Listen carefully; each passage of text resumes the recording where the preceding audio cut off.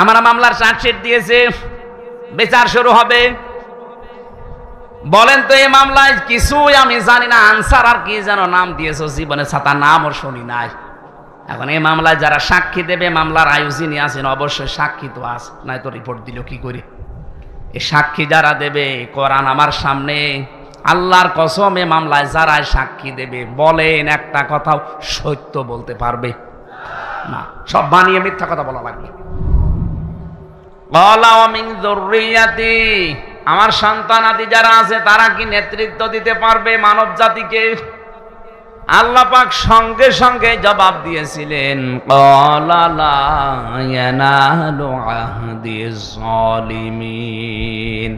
এই যে ইয়ানালু এটা মোসারে, বর্তমান ভবিষ্যৎ, প্রেজেন্ট ফিউচার। আহাদ মানে অঙ্গীকার করা, ওয়াদা করা। আল্লাহ বলেন কোন জালেমের জন্য আমি আল্লাহর কোনো অঙ্গীকার নেই, ওয়াদা নেই। তার মানে আয়াত দিয়ে আল্লাহ ফতোয়া দিয়েছেন কিয়ামত পর্যন্ত কোন জালেম পৃথিবীর মানব জাতির নেতৃত্ব দিতে পারবে না। অথচ আজ পৃথিবীর বড় বড় জালেম যারা, তারাই নেতা হয়ে বসে আছে। তারা আজ ইমানদারদেরকে নিষেধ করে যে তোমরা এ লাইনে আসার দরকার নেই। আরে ভাই, আপনি তো জুলুম করছেন আপনার নফসের উপরে, আপনি জুলুম করছেন আপনার জনগণের উপরে, আপনি জুলুম করছেন ফিলিস্তিনের মানুষের উপরে। আপনার জন্যে এ শব্দটা বলা মানায় না, তোর জন্যে। এই নেতানিয়াহুর মতো এই জঘন্যতম বেয়াদবকে আপনি বলা সাজে না, ওরে বলা লাগবে তুই। তোর জন্যে পৃথিবীতে নেতৃত্ব দেওয়াই জায়েজ নেই। তোর অনুসারী দুনিয়াতে যারা আছে তাদেরও নেতৃত্ব দেওয়া হারাম। ও কিন্তু জানে যে কুষ্টিয়া থেকে আমির হামজা এসেছে, ওর বাবার কথা বলবে না, কথা বললে কোরআন দিয়েই বলবে, দলিল দিয়েই কথা বলে। এরপরও হিংসা করে মানে না, না এ তো আমার দলের মুরিদ না, এ তো আমার দলের লোক না। যে হিংসা করে, অহংকার করে মানে না, এগুলো এক প্রকার ইহুদি খ্রিস্টানদের মতো। শরীরের কত জার্মগুলো আল্লাহ পায়খানা পেশাবের মাধ্যমে দিনে আল্লাহ বের করে দিচ্ছে। এই জন্য তো আপনি শুকরিয়া আদায় করলেন। এই যে যতক্ষণ থাকলেন পুরো 8-10 মিনিট আপনার ইবাদত হিসাবে গণ্য হয়ে গেছে। বলেন সুবহানাল্লাহ। এবার আমার আসল কথা, এই খেয়াল করেন, এই যে 7-8 মিনিট আমি যাই বললাম টয়লেট নিয়ে যাওয়া আসা, এই ইবাদতটা নিয়ে অনেকেই কিন্তু আনন্দে আছে যে না অসুবিধা নেই, এটা ভালো কথাই বলছে। আরে ভাই, 8-10 মিনিট টয়লেটে থাকা যদি ইবাদত হয়, বিশ্বনবী যে 10 বছর কোরআন দিয়ে রাষ্ট্র চালালেন, এটা ইবাদত না? এটা শুনলে আপনার গায়ে জ্বালা করে। তাহলে আমি কি খালি টয়লেটের ওয়াজ করব? টয়লেটের আদব কায়দা, এই কথাগুলো শুনলে খুব ভালো লাগছে। হুজুর আরো বলেন 10 মিনিট ধরে। 10 মিনিটে যদি আপনি এন আনন্দ পান, 10 বছরে আপনার আনন্দ আরো বেশি পাওয়া দরকার। ওই আনন্দটা আমরা দুনিয়ার বিষয় মনে করে ছেড়ে দিয়েছি। এই জন্য আজ তামাম দুনিয়ার মুসলমানেরা জুলুমের শিকার। কথা কত দূর গেল আপনি মনে হয় টের পাননি। চ্যানেলটি সাবস্ক্রাইব করে আমাদের সঙ্গেই থাকুন। নাহমাদুহু ওয়া নাস্তাঈনুহু ওয়া নাস্তাগফিরুহু ওয়া নু'মিনু বিহি ওয়া নাতাওয়াক্কালু আলাইহি ওয়া নাউযু বিল্লাহি মিন শুরুরি আনফুসিনা ওয়া মিন সাইয়্যাতি আমালিনা। মান ইয়াহদিয়াল্লাহু ফালা মুদিল্লা লাহু ওয়া মান ইউদ্লিল ফালা হাদিয়া লাহু। ونشهد أن لا إله إلا الله وحده لا شريك له وأشهد أن محمدا عبده ورسوله الذي أرسله بالحق بشيرا ونذيرا وداعيا إلى الله بإذنه وسراجا منيرا. فقد قال الله تعالى في كلامه المجيد وبرهانه التوحيد: أعوذ بالله من الشيطان الرجيم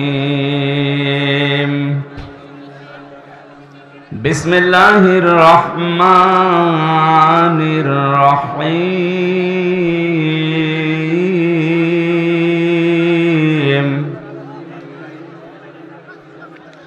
وإن جهنم لموعدهم أجمعين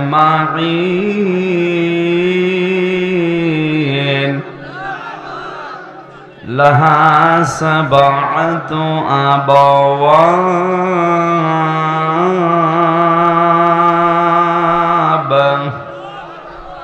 لكل باب منهم جزء مقسوم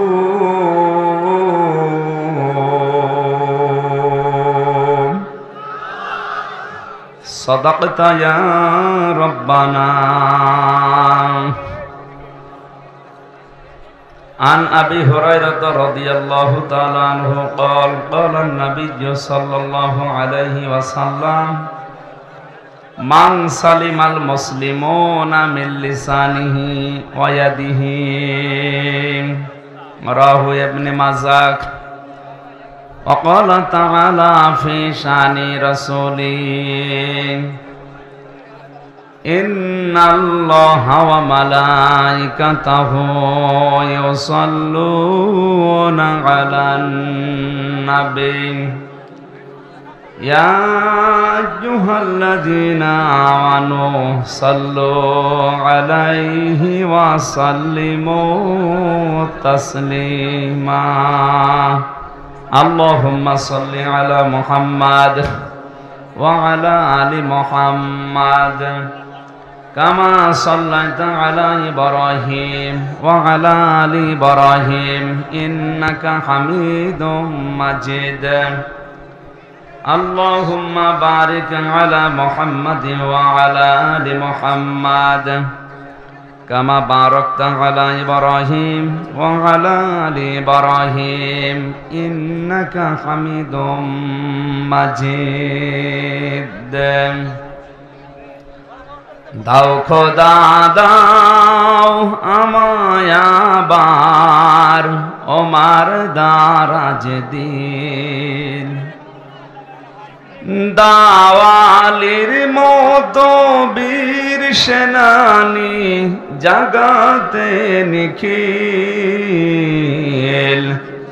দাও খোদা দাও আমায় আবার ওমার দারাজ দিল হামজাকে দাও ঘরে ঘরে জীবন দিতে ওকাতরে আবার কাবা ভাঙতে এলে পাঠাওয়া বাবিল দাও খোদা দাও আমায় আবার ওমার দারাজ দিল। আলহামদুলিল্লাহ। রাজশাহী জেলার বাগমারা থানার অন্তর্গত দক্ষিণ মাঝগ্রাম ঐতিহাসিক তাফসীরুল কোরআন মাহফিলের স্বনামধন্য সভাপতি বিশিষ্ট আলেমে দ্বীন জনাব মাওলানা মোজাম্মেল হক, সহ সভাপতি জনাব মোহাম্মদ ওহিদুল ইসলাম, সহকারী অধ্যাপক ভবানীগঞ্জ মহিলা ডিগ্রি কলেজ, প্রধান অতিথি মাননীয় জাতীয় সংসদ সদস্য জনাব অধ্যক্ষ মোহাম্মদ আবুল কালাম আজাদ, আতালাল্লাহু উমরাহু ওয়া বারাকাল্লাহু ফি হায়াতি, বলেন আমিন। বিশেষ অতিথি অত্র এলাকার কৃতি সন্তান জনাব অ্যাডভোকেট মোহাম্মদ জাকিরুল ইসলাম শান্ত, সহ সভাপতি রাজশাহী জেলা আওয়ামী লীগ ও সাবেক চেয়ারম্যান বাগমারা উপজেলা পরিষদ। এখানে অনেকগুলো মানুষের নাম এসেছে, বিশেষ করে অধ্যক্ষ এস.এম. জিয়াউদ্দিন টিপু সাহেব, জনাব মোহাম্মদ জাহাঙ্গীর আলম হেলা, জনাব আবু বকর মৃধা মনসুর, জনাব মোহাম্মদ আনোয়ার হোসেন। আরফা'না লাকা যিকরাক। শুধু দুনিয়া না আখিরাতেও ইনাদের মর্যাদা আমরা কামনা করি, আল্লাহ যেন দান করেন, বলেন আমিন। প্রধান সমন্বয়ক, আপনাদের এলাকার সন্তান, বিশিষ্ট চিকিৎসাবিদ জনাব ডাক্তার মোহাম্মদ আব্দুল বারী, পরিচালক ভবানীগঞ্জ ক্লিনিক, এতক্ষণ যারা আলোচনা রাখলেন ইসলামিক চিন্তাবিদ, মুফাসসিরে কোরআন, এলাকার সন্তান হাফেজ মাওলানা কারি আফতাব আহমেদ, মাওলানা আব্দুর রশিদ, হাফেজ মাওলানা জাকিরুল ইসলাম, আলেমদের মর্যাদা কামনা করছে আল্লাহ যেন আরো বাড়িয়ে দেন, বলেন আমিন। মঞ্চে বসা ওলামা একরাম, সামনে বসা মুসলমান ভাইরা, পর্দার আড়ালের সম্মানিতা মা এবং বোনেরা, প্রশাসনের ভাইরা, প্রাণ প্রিয় রাজশাহীবাসী, দল মত নির্বিশেষে কোরআনের এই অনুষ্ঠানে যারা এসেছি, আমরা এই প্রচন্ড গরমে যে ইবাদতে কষ্ট বেশি ওই ইবাদতে সওয়াব বেশি। আজকে যে কষ্ট আমাদের হচ্ছে, আমাদের সওয়াব ডবল হবে আজকের এই অনুষ্ঠানে। এই কারণে নবীজি বলেন, কোরআন পড়তে গিয়ে যদি বেঁধে বেঁধে যায়, আউড়িয়ে যায় মুখে, তাহলে তার ডবল সওয়াব হয়। এই অনুষ্ঠানে এসে যেহেতু কষ্ট পাচ্ছেন গরমে, এরপরে মানুষের সংখ্যা অনেক বেশি, সুতরাং আজকে এরকম অনুষ্ঠান ডবল শুনলে যে সওয়াব হতো, এই এক অনুষ্ঠানে আল্লাহ 1-1.5 ঘন্টায় আমাদেরকে ওই সওয়াব যেন দান করেন। যে আল্লাহ কোরআনের জন্য কষ্ট স্বীকার করার মন মানসিকতা এবং ধৈর্য আমাদেরকে দিলেন, বলেন আলহামদুলিল্লাহ। কোরআনে কারীম শোনার কিছু আদব আছে, আমরা সবাই জানি। এটা তো আর কনসার্ট না, গানের অনুষ্ঠান না যে আপনি যা মনে চাচ্ছে তাই করবে। এটা ইবাদত চলছে। এখন কি চলছে বলেন তো? আর ইবাদত যেভাবে করা লাগে ওইভাবে করে, নয়তো আবার উল্টা গোনা হয়ে যাবে। আপনার না আসায় হয়তো ভালো ছিল। ফাস্তামিউ লাহু আনসিতু, কোরআনে কারীম যেখানে তেলাওয়াত করা হয়, আরম্ভ করা হয়, চুপ থাকবা এবং শুনবা, দুইটাই ফরজ। দুইটাই কি? এখনো যারা চুপ করেননি, আপনি ফরজ তরক করছেন, গোনা হচ্ছে আপনার। চুপ করেন। আল্লাহ পাক বলেন, ইন্না ফি যালিকা লাযিকরা লিমান কানা লাহু কলবুন আও আলকাস সামআ ওয়া হুয়া শাহীদ। সূরা কফের ভেতরে আছে এই তেলাওয়াত, এই কোরআন, এই জিকির যদি শুনতে চাও, 1 নম্বরে উপস্থিত হয়ে শোনো। প্রশ্ন আসতে পারে, সেই বাড়ি আমার এখান থেকে 20 কিলোমিটার দূরে, এত দূর কষ্ট করে এখানে আসা লাগবে কেন? ওখানে তো মোবাইলে লাইভ আমি দেখতেই পাচ্ছি না। মুরগির পেটের নিচে যে ডিমগুলো থাকে ওইগুলো থেকে কিন্তু বাচ্চা হয়, বাইরে যেগুলো থাকে ওগুলো এমনিতেই নষ্ট হয়ে যায়, পচে যায়, বোয়া বলা হয় ডিমগুলোকে। কোরআনে কারীমের এই অনুষ্ঠানে কষ্ট করে আসার ভেতরে কিছু আল্লাহ রেখে দিয়েছেন। এখানে আসলে যে জিনিসটা পাওয়া যাবে, আপনি লাইভ দেখে 20 কিলো দূর থেকে ওইটা পাবেন না। কোন মানুষ যখন কোরআন শোনার জন্য বাড়ি থেকে বের হয়, আর আমরা এই নিয়তে যারা এসেছি, যদি আমাদের দুইটা বিষয় থাকে যে আল্লাহ আমি আজকে তাওবা করে ভালো হয়ে যাব। রাজশাহীবাসী, কোরআনে কারীমের প্রতি এই মহব্বত দেখে আমার একটা কথা মনে হচ্ছে, সূক্ষ্ম যে ষড়যন্ত্রগুলো এদেশে কোরআনের বিরুদ্ধে চলছে, আমি বিশ্বাস করি কিয়ামতের আগে দেশে এগুলো সফল হবে না। আল্লাহ যেন আমার এই বিশ্বাসকে সত্যে পরিণত করেন, বলেন আমিন। রাজশাহীবাসী, আল্লাহ পাক বলেন, মানুষ যখন বাড়ি থেকে এই নিয়তে বের হয়েছে যে আল্লাহ আজকে আমি মাসগ্রাম কোরআনের এই অনুষ্ঠানে যে তাওবা করে ভালো হয়ে যাব, কোরআনে কারীম জানিয়েছে, ইল্লা মান তাবা ওয়া আমানা ওয়া আমিলা আমালান সালিহান ফাউলাইকা ইউবাদদিলুল্লাহু সাইয়্যাতিহিম হাসানাত। ইলা আখিরি আয়াত। আল্লাহ পাক সূরা ফুরকানের এই 70-71 নাম্বার আয়াতে জানিয়েছেন, কোন মানুষ যদি এই নিয়ত করে বাড়ি থেকে আসে, আল্লাহ আমি আজকে তাওবা করে ভালো হয়ে যাব, এখানে আমার প্রশ্ন আলেমদের কাছে, তাওবা আর ইস্তেগফার এটা কিন্তু এক জিনিস না। এই দুইটার শব্দ অক্ষর আলাদা আলাদা। ইস্তেগফার আপনি সব সময় করতে পারেন, আস্তাগফিরুল্লাহ আস্তাগফিরুল্লাহ, আল্লাহুম্মা গফিরলি, আল্লাহ আমাকে মাফ করে দাও। কিন্তু তাওবা যদি কেউ করে, আল্লাহ পাক গ্যারান্টি দিয়েছেন তাওবা করলে ওর পেছনের যে অপরাধগুলো ছিল আমি আল্লাহ শুধু মাফ করে দেই না, ওই জায়গাটা পুরা ফাঁকা হয়ে যায়, পুরাটা নেকি দিয়ে ভরাট করে দেয়। আমার বয়স এখন 33 বছর।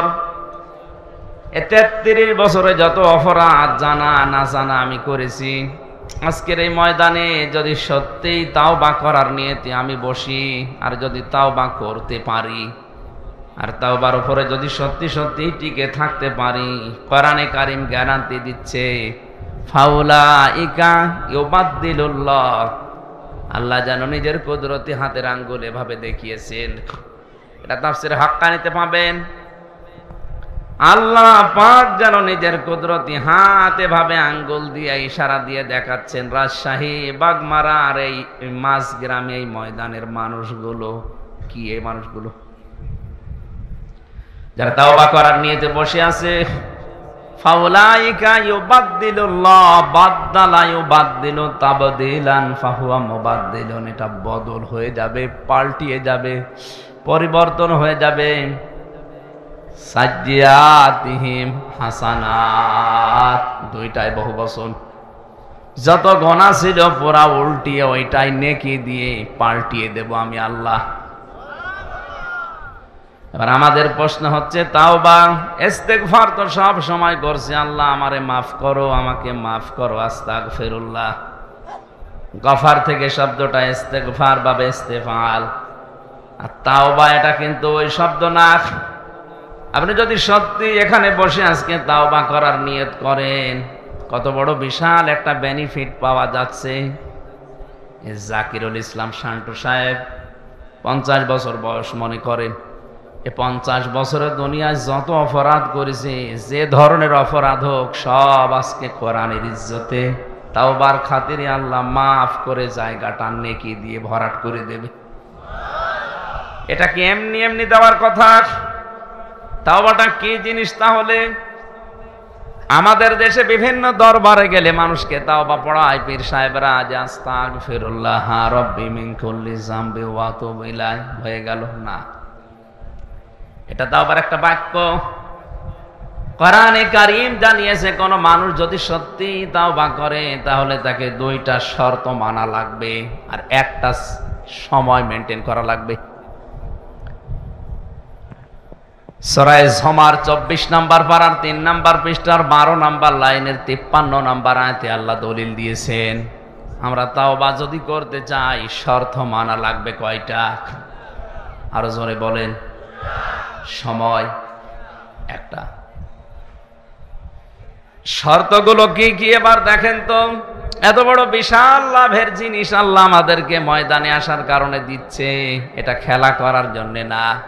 ওয়ানিবু ইলা রাব্বিকুম ওয়াসলিমু লাহু মিন ক্বাবলি আইয়াতিয়াকুমুল আযাবু সুম্মা লা তুনসারুন। এটা তাফসীরে ফি জিলালিল কোরআনে পাবেন।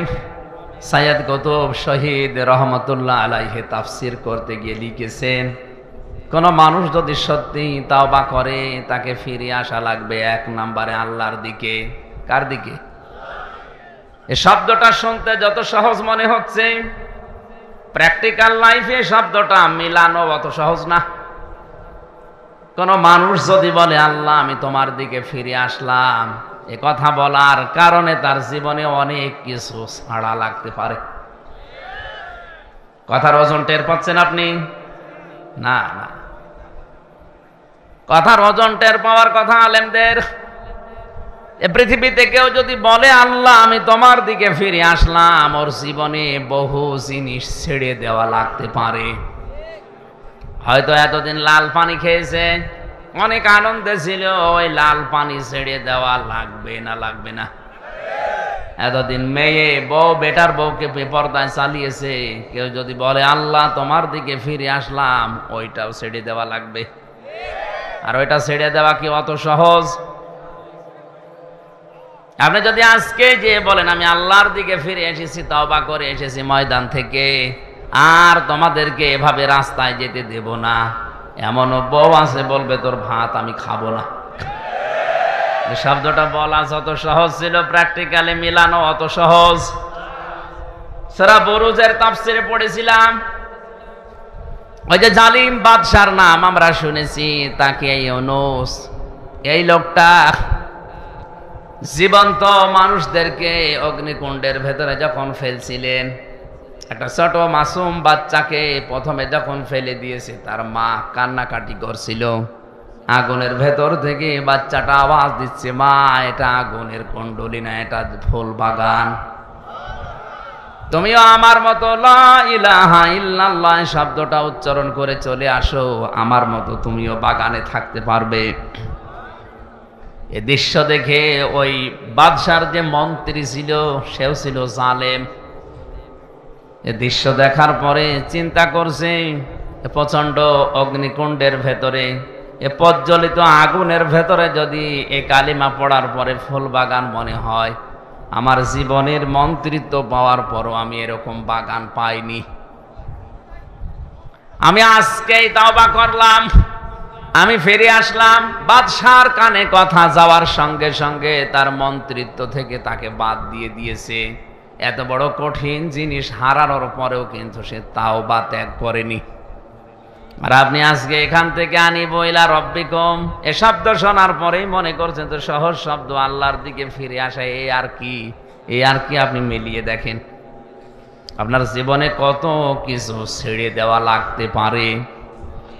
2 নাম্বার শর্তটা আরো কঠিন, আসলিমু লাহু, আত্মসমর্পণ করা লাগবে। এটা শিখিয়েছিলেন আমাদের জাতির পিতা হযরত ইব্রাহিম নবী আলাইহিস সালাম।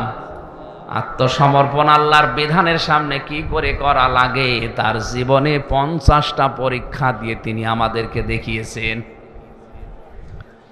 وَإِذِ ابْتَلَى إِبْرَاهِيمَ رَبُّهُ بِكَلِمَاتٍ فَأَتَمَّهُنَّ قَالَ إِنِّي جَاعِلُكَ لِلنَّاسِ إِمَامًا قَالَ وَمِنْ ذُرِّيَّتِي قَالَ لَا يَنَالُ عَهْدِي الظَّالِمِينَ।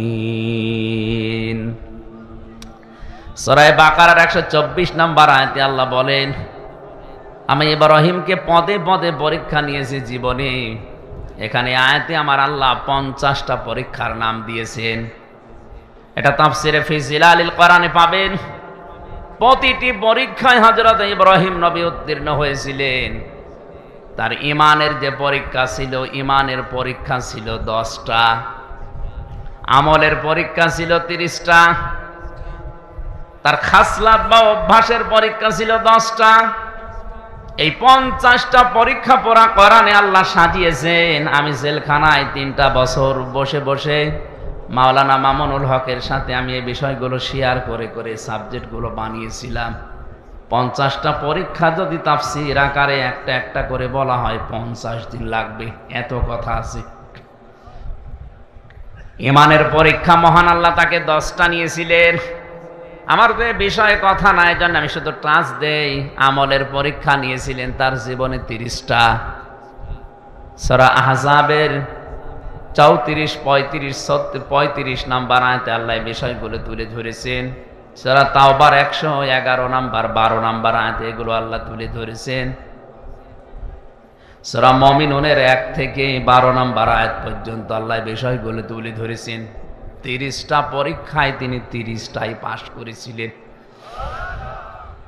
তার শরীরের ভেতরে স্বভাব সংক্রান্ত কিছু বিষয় আল্লাহ পরীক্ষা নিয়েছিলেন 10টা পরীক্ষায় তিনি উত্তীর্ণ। এই 50টা পরীক্ষায় পাশ করার পরে আল্লাহ তাকে ঘোষণা দিয়ে জানিয়েছেন, তোমাকে আমি মানব জাতির জন্য নেতা ইমাম বানিয়ে দিলাম। হযরত ইব্রাহিম সঙ্গে সঙ্গে বলেছিলেন, আল্লাহ নেতৃত্ব দেওয়ার এই গুণাবলী এটা কি শুধু আমিই পেয়েছি, নাকি আমার সন্তান আদি দুনিয়ায় যারা আসবে তারাও এটা পাবে, যে তারাও নেতৃত্ব দিতে পারবে? ভালো করে শুনবেন। ক্বালা ওয়া মিন যুররিয়াতি, আমার সন্তান আদি যারা আছে তারা কি নেতৃত্ব দিতে পারবে মানব জাতিকে? আল্লাহ পাক সঙ্গে সঙ্গে জবাব দিয়েছিলেন, ক্বালা লা ইয়ানালু আহদিজ জালিমিন। এই যে ইয়ানালু এটা মোসারে, বর্তমান ভবিষ্যৎ, প্রেজেন্ট ফিউচার। আহাদ মানে অঙ্গীকার করা, ওয়াদা করা। আল্লাহ বলেন কোন জালেমের জন্য আমি আল্লাহর কোনো অঙ্গীকার নেই, ওয়াদা নেই।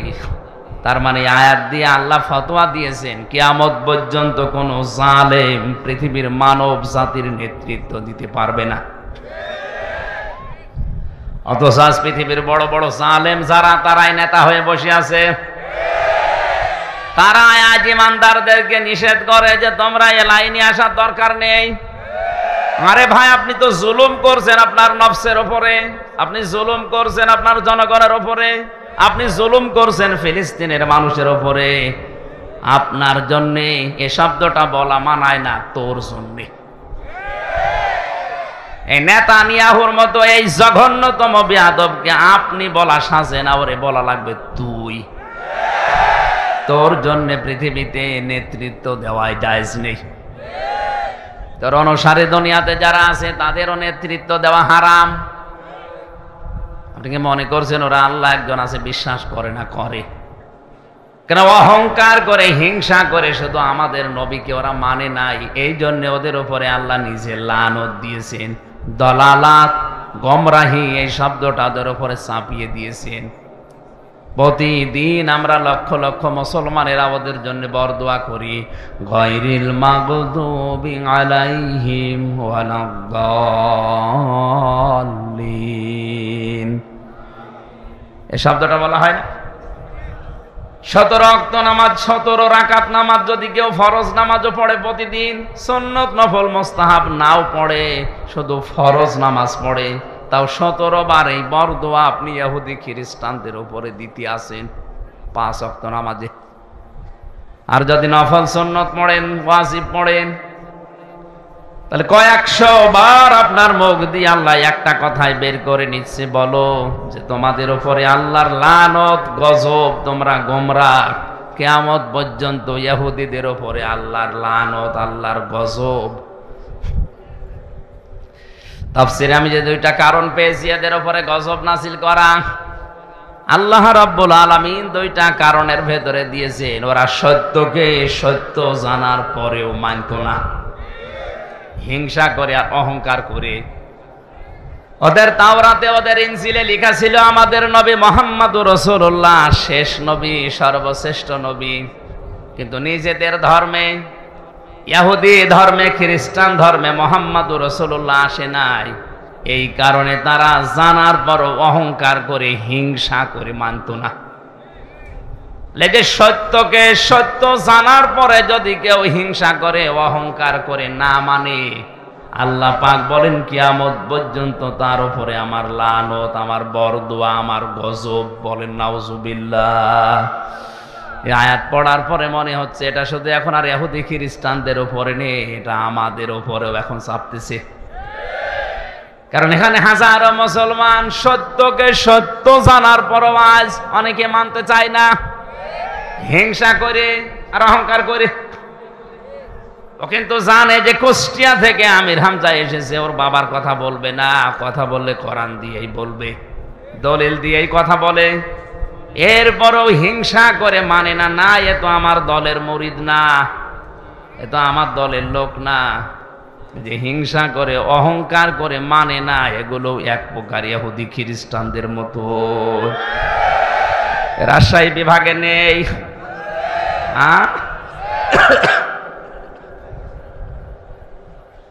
আমি আসলিমর ব্যাখ্যায় ছিলাম। জাতির পিতা ইব্রাহিম আলাইহিস সালাম আসলিমও করেছিলেন যেভাবে, উম্মতি মুহাম্মদি আমরা যারা দাবি করছি যে তাওবা করে ভালো হয়ে যাব, আমরা যদি তার মতো আসলিমও করতে পারি। গাছের মাথায় বসে কোড়াল দিয়ে কাঠ কাটছিলেন, আল্লাহ পাক বলেন আসলিম ইয়া ইব্রাহিম, হে ইব্রাহিম আত্মসমর্পণ করো। গাছের মাথায় বসে প্রশ্ন করেছিলেন কিভাবে, বলেন ওখান থেকে খাতনা করো। ওই যে ইব্রাহিম নবীর স্বভাব সংক্রান্ত যে 10টা বিষয় বলেছিলাম, পরীক্ষা নিয়েছিলেন আল্লাহ, তার ভেতরে খাতনা করা একটা। এটা ইব্রাহিম নবীর সুন্নাহ। তাকে যে 10টা বিষয়ে তার শারীরিক পরীক্ষা আল্লাহ নিয়েছিলেন, তার ভেতরে এই খাতনা করা একটা। গাছের মাথায় বসে কোড়াল দিয়ে কাঠ বাদ দিয়ে খাতনা করে বললেন আসলামতু লিরাব্বিল আলামিন, হে আল্লাহ আমি আত্মসমর্পণ করলাম তোমার বিধানের সামনে। এখন আমার নিজের বলতে আর কোনো কথা নেই, তোমার কথাই আমার কথা। রাজশাহীবাসী এই শব্দটা আমি যত সহজে বললাম, আপনি নিজের বাস্তব জীবনে এত সহজে কি মিলানো সম্ভব? বলেন। সূরা তাওবাতে পড়েছি আইয়ুহাল্লাযীনা আমানু লা তাত্তাখিযু আবাকুম ওয়া আবনাকুম আউলিয়া ইন ইস্তাহাব্বুল কুফরা আলাল ঈমান ওয়া মান ইয়াতাওয়াল্লাহুম মিনকুম ফাউলাইকা হুমুজ যালিমুন। ওহে যারা বিশ্বাস করো আল্লাহ একজন আছে, কিয়ামত হবে, তারা শোনো, কখনো তোমাদের মা বাবা, তোমাদের সন্তান আদি স্ত্রী পুত্র এগুলোকে এরা যদি ঈমানের পরিবর্তে কুফরকে বেশি ভালোবাসে, তাদের সাথে সম্পর্ক রাখা যাবে না। শব্দটা কত কঠিন আপনি জানেন। বদরের ময়দানে পরীক্ষা দিয়েছিল সাহাবায়ে কেরাম এই আয়াতের। হযরতে সিদ্দিকে আকবর রাদিয়াল্লাহু তাআলা আনহুর সন্তান আব্দুল্লাহ যুদ্ধের পরে এসে বলছে, বাবা আমি কিন্তু জিহাদের ময়দানে বদরে তোমারে পেয়েছিলাম, কিন্তু তুমি আমার বাবা, এজন্য আমি কিছু বলি নাই। হযরতে আবু বকর সিদ্দিক ওই সময় বলেছিলেন, সন্তান তুমি আমার যুদ্ধের ময়দানে পাবার পরও সুযোগ পেয়েও কিছু বলো নাই বাবা মনে করে। আল্লাহর কসম করে বলছে, আমি যদি তোমার একবার দেখতে পেতাম আর আমি যদি সুযোগ পেতাম, কসম হয় আল্লাহর তুমি আমার সন্তান, এটা আমার মনে থাকতো না। কারণ আমি কোরআনে কারিমের আয়াত পড়েছি, ইনস্তাহাব্বুল কুফরা আলাল ঈমান, যে সন্তানাদি, যে স্ত্রী, যে ভাই ভগ্গর, যে মা বাবা, এরা যদি আল্লাহ রাসূলের পরিবর্তে, ঈমানের পরিবর্তে কুফরিকে বেশি ভালোবাসে, তাদের সাথে সম্পর্ক রাখা যাবে না। তারা এই আয়াতটা বাস্তব জীবনে মিলিয়েছিল, আমরা অনেকে মিলাতে পারি না। কোরআনে কারিমের আয়াতগুলো বিশেষ করে মধ্যপ্রাচ্যে যারা আছে মুসলমানেরা, আর আমরা এই বাংলাদেশ, ভারত, পাকিস্তানে যারা আছি, তারা কিন্তু কোরআনের আয়াত একই আছে, বাস্তব প্রেক্ষাটা মিলাতে গিয়ে আমরা আলাদা করে ফেলি। আমি রিমান্ডে থাকাকালীন এক হিন্দু অফিসার, ওর অনেকগুলো আয়াত দেখলাম মুখস্থ আছে। আমারে বলছে, হুজুর একটা কথা বলি, আপনি তো মাওলানা মানুষ, আপনি তো বিভিন্ন জায়গায় ওয়াজ করেন। আমি সরকারি কাজে 2 বছর ইয়ামেনে ছিলাম, ওমান। ওখানে থাকাকালীন আমি দেখেছি ওনাদের কোরআনে কারিম হাদিস মেনে নেওয়ার, আমাদের কোরআনে কারিম হাদিস মানা, এই 3টা দেশে এক না। আপনি তো হিন্দু, অন্য জাতির লোক, কিভাবে কি বোঝেন? আমি যে দোকানে খাবার খেতাম, দোকানের মালিক বসে আছে, টাকা নিচ্ছে ক্যাশ, আর যেখানে খাবার দেয় হোটেলের বয় বলা হয়, ওটা ওই মালিকের নিজের আপন ছোট ছেলে। মানুষকে রুটি দেয়, পানি দেয়, এগুলো সব টেনে দেয় তরকারি। ডাক দিয়ে একদিন বললাম, ভাই আপনি এই দোকানের মালিক, এত টাকা পয়সা আপনার, আর আপনার নিজের ছেলে, ওকে মানুষের মতো মানুষ না করে ওরে বড় একটা জায়গায় তুলে না দিয়ে আপনি কি করেছেন? ছেলেকে হোটেলের বয় বানিয়েছেন। একটা কথা হলো, উনি ওনার ভাষা দিয়ে বুঝিয়েছে, ভাই আপনি কোন দেশের মানুষ আমি জানি না, তবে অনেকদিন আপনি আমার হোটেলে খাবার খান, জন্য আপনাকে বলছি। এটা আমার নিজের ছেলে হতে পারে, কোরআনে কারীম এবং নবীর হাদিস আমার সামনে আছে। ইয়া আইয়ুহাল্লাযীনা আমানু ইন্না মিন আজওয়াজিকুম ওয়া আওলাদিকুম আদুওয়াল লাকুম